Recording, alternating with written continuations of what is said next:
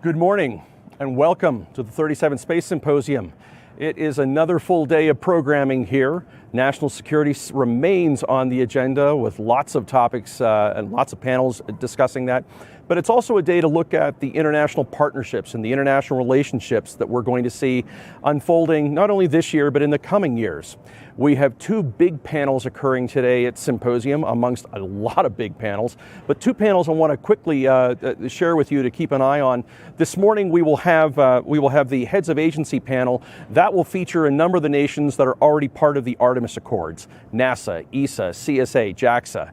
But then this afternoon, there's a secondary panel that we want to draw your attention to, and that is nations to watch.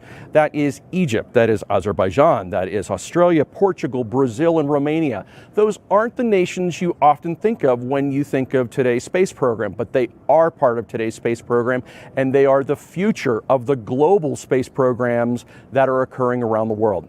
I'm joined today again by Brian Berger of Space News and Sarah Cruddas, a noted space journalist who has covered these topics, as has Brian. What do you think you're going to hear from these particular players? What are you expecting? Brian, I'll start with you. So when we get the exploration track going today, we're going to hear from folks who are building commercial space stations or developing commercial space stations. Whether they build them remains to be determined. We're also going to hear from some folks who have some ideas for commercial activities on the moon. So it'll be interesting to see how they envision Artemis going from this government-led program with a lot of commercial involvement to more of a sustainable phase with commercial activity. What commercial activities do they see as viable other than supporting government astronauts? Well, and again, you're seeing industry being partners with those government agencies. The Australian Pavilion here has the Australian Space Agency, but they have 42 countries with them. Sarah, what are your thoughts? My thoughts are that you look at how the symposium was in August last year, and you look at the sheer number of people here, and it's just hugely exciting to see all the different countries, all the different nations actually participating, the sheer volume of people here this year. And I think, just to echo your thoughts as well, that the public-private partnerships, and particularly as we return to the moon and look at seeing humans back on the moon, it's going to be something which has so much of a private initiative as well as government initiative. So it's very exciting to see what's coming today. And there's going to be some big announcements today. Can I tease the one announcement? So I'm British, as you can tell by the accent. So there's going to be a great announcement coming from Spaceport Cornwall today at around 10 p.m. Mountain Time in Colorado to do with their first launch. So the UK has never had a satellite launch. That's going to change this year, where Spaceport Cornwall will be partnering with Virgin Galactic to launch their very first satellite. It's going to be called Amber 1, and it's built by Clyde Space, with Scottish space company. And it's really changing the whole value chain in terms of what the UK can offer. We've already been a huge success story for actually building small satellites, but now we're going to be able to offer the full thing from construction to launch. So that's going to be a huge news announcement coming out of the UK today. So something I'm very excited about. The thing that you see with all of this is that you have all this new energy, new faces, new companies. And again, that is truly revolutionary. And countries that certainly have huge histories, Egypt, the UK, et cetera, are now actually starting new pages in their own national history, but they're doing it again in unique ways that don't necessarily reflect the other country or or their neighboring countries or other countries' space programs. They don't seem, and again, they're creating new infrastructures without being encumbered by the older infrastructures. Other thoughts? That's probably a better one for Sarah.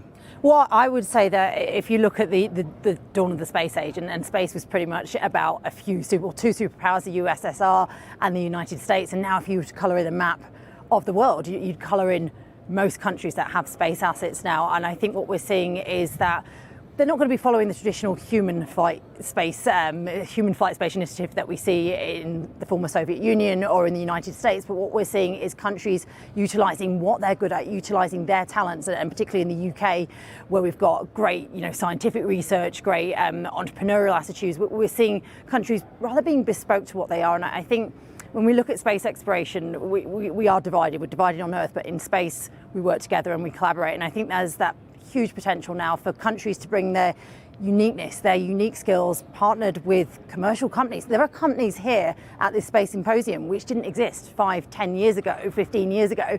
And we're really seeing a shift in what people can offer, and people are starting to take space seriously. Governments are starting to take space seriously in a way we haven't seen before. Your point on working well in space. When the crew landed from the Soyuz last week, before they did the change of command ceremony, we heard the Russian commander make a point that we may be from different countries, but up here we're one crew. Yeah. And I think that's a fact that has not been lost. While there are certainly international challenges, we can't ignore the politics and the national security issues that are going on. But in space, we do really work well together. And again, you can see that relationship in any of the footage you see it with Station, but you can also see it here with people and the dynamic on the stage, which is why this afternoon's panel with Egypt and Azerbaijan and Brazil, I'm excited to see how they create their own dynamic together. And again, the African Union has created, again, an African space agency to bring in smaller countries because, again, space is hard, space is expensive. But they're all seeing that they want to be a part of it because we've got over 90 countries now operating in space, and there are more in the wings. And I think it's important to note as well that space is bigger than any one country, any one company, any one entrepreneur. And if we're to succeed in space, then we need to work together. I think it was Jan Warner of ESA that said the ISS is deserving of a Nobel Peace Prize because you've got those 16 nations which at times have been conflicted on Earth working together for space. I'm not saying there's a utopian vision, so to speak, in what we're doing in space, but if we're truly to succeed, we need to have events like this and have that collaboration, have nation states coming together to see how they can work together in space, because much of what we do in space benefits all of us here on Earth and benefits life here on Earth. So it's exciting to see countries coming together, and it's about all nations now, space assets and how we can utilise space to benefit people on Earth. It's not just about a niche community and a niche group of people. And I think sometimes in the press there's this slightly misguided narrative of it's just for X, Y or Z, it's just for wealthy people, it's just for certain nations, but that's not the case from space. And I think this is why the more international flavour of today is so exciting, because we get so many nations coming together to showcase how they're moving forward in space and how they're going to benefit their nations in terms of jobs, businesses, entrepreneurialism, all kinds of things. So it's more about life on Earth than it is about life in space. Partnerships always evolve according to the times that they're in. And so we're going to start to see how some of those partnerships evolve. And again, this is really the first public meeting of certainly the International Space Station partners since the events of the Russian invasion of Ukraine. What are you and your team have done some reporting on that. What are you hearing? Well, the working relationship is good. Pam Melroy has said, she's the NASA Deputy Administrator, that they are always looking at contingencies, right? And they've been in crisis situations before. They're in a crisis situation after the 2003 Columbia accident. They were looking at scenarios where they could operate the space station in an unmanned capacity for a period of time. So even though they don't like to talk about what they would do if this partnership would sever in such a way that key components of the space station were either off limits or didn't have access to them, they don't like to talk about that, but they want you to rest assured that they are tiger teaming that, and I trust that they are. So beyond that, there's other things they can do. Well, again, space is hard. Partnerships can be hard. Yeah. So. And I just wanted to pick up on one point with that. If you look at storytelling and the conflicts in Ukraine, one thing we've seen which has really changed the game is images from space. You look at the images of Maxar, for example, that CNN and many other international broadcasters have heavily used. It changes the way we're able to communicate about conflicts. We're able to showcase to the world the horrors of war because of space-based assets, and that's something, obviously the Ukrainian, the Russian invasion in Ukraine is a situation that remains to be seen what will happen long-term politically, but space is about so many other things, and for me, I'm excited over the coming years to see how space actually changes the dynamic of media storytelling and the way we tell stories in space, and it's something which has certainly been a huge asset to telling the story of the horrors of the war in Ukraine. A couple other issues you'll hear in today's program. We'll have the Air Chiefs up there speaking. It will be interesting to hear any reflections that they have. There was some news out of Washington yesterday as to a hypersonic partnership between the UK, US, and Australia. Obviously, hypersonics have made a lot of news of late, so it'll be interesting to see what they have to say there on the stage. We'll also have a number of corporate executive voices that you'll see on the stage today. At the last symposium we had in August, I think one of the it was based upon what, Space Foundation's observation, the most quoted piece we had from this past symposium was Gwen Shotwell's comment about the supply chain issues that needing liquid oxygen. And if anybody had some, please call her, because they had a lot of launches that needed it. The supply chain issue I think we've heard the most here is about workforce. Yeah. And you heard that last night with General Dickinson. We heard it continually yesterday from the stage. I expect we'll hear about that, but I am curious to see what other supply chain issues people are going to raise, because again, every industry is being affected by that, but that's something I think we also want to keep a watch out. Anything else you want to hear from the executives of today?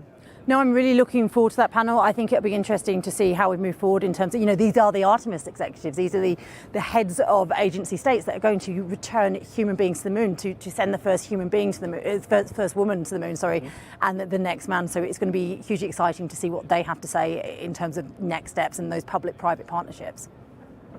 I'm watching something a little bit less prosaic than that, but I'm very interested to see what comes of everybody's talk about needing commercial SSA capabilities, space situational awareness.